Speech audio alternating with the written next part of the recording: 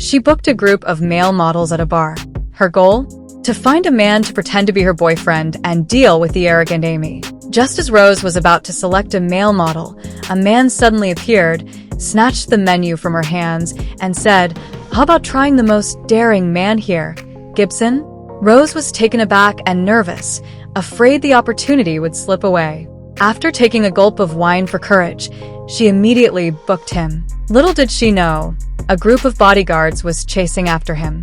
It turned out that this man wasn't a top pick among the male models but was, in fact, the president of a top-tier conglomerate. Gibson smirked and asked Rose if she even knew what booking someone meant. Rose hastily clarified that she didn't intend to sleep with him.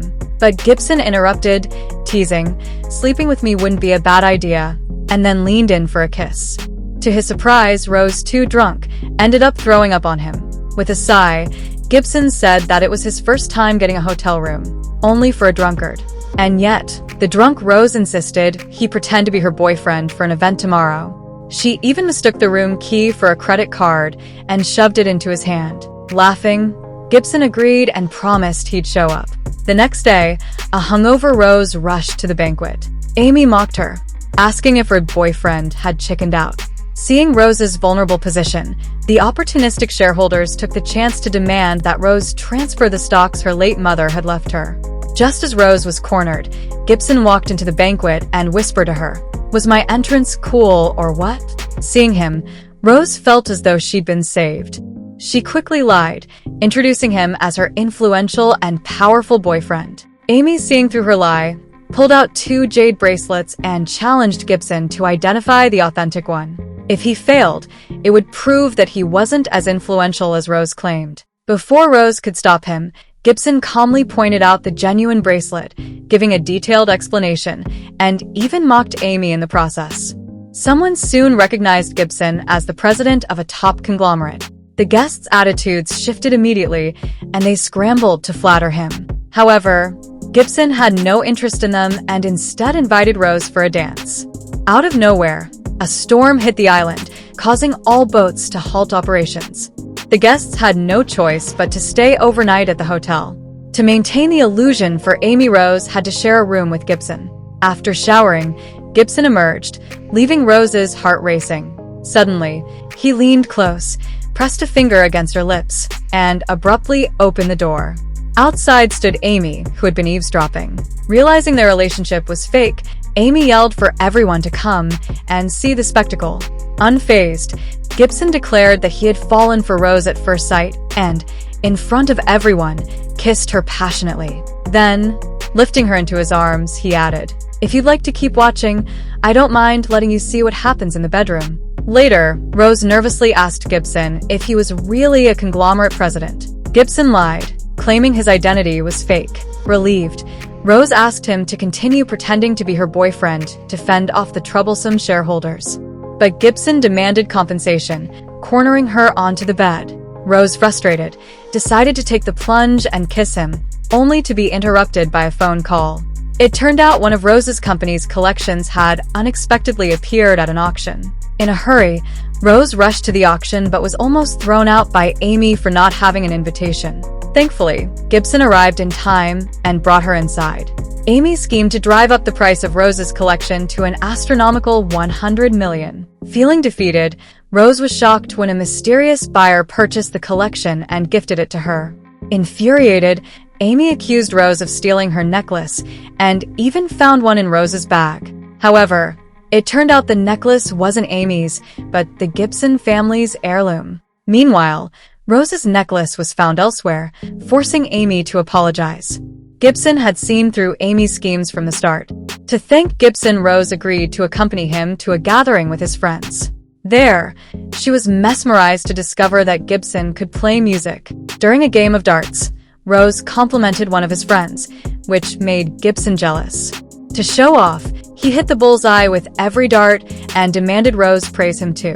Embarrassed, Rose changed the topic to fireworks, but Gibson suddenly kissed her, confessing, "I think I'm falling for you." Rose's best friend warned her to wake up, claiming Gibson was just a male model who was only after her money. Hurt, Rose decided to distance herself from Gibson for a while. After several days of not seeing Rose, Gibson blocked her path. Rose made an excuse, saying she'd been busy with collaborations. Gibson, noticing the company she mentioned, revealed it was his own. He offered to help her with the deal. At the company's entrance, security didn't recognize Gibson and tried to throw them out. But his assistant intervened, kicking the guards aside and respectfully inviting Gibson and Rose in. With the top-tier conglomerate's investment secured, Rose successfully hosted her company's exhibition. However, she nearly tripped in front of reporters, only for Gibson to catch her just in time. During the celebration banquet, everyone thanked Gibson for his help. But Rose decided to end their contract relationship, leaving Gibson frustrated. Both ended up drinking heavily. Drunk, Gibson demanded to know why Rose wanted to leave him. Rose explained that he was just a male model and could never truly love anyone. Hurt, Gibson kissed her and declared, "I love you."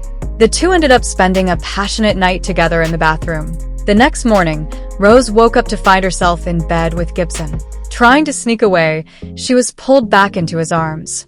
Gibson softly asked, tired from last night. The memory of her taking the initiative to climb into bed with him made Rose blush and cover her face. Just then, a call interrupted their moment. Amy had stolen Rose's fashion designs.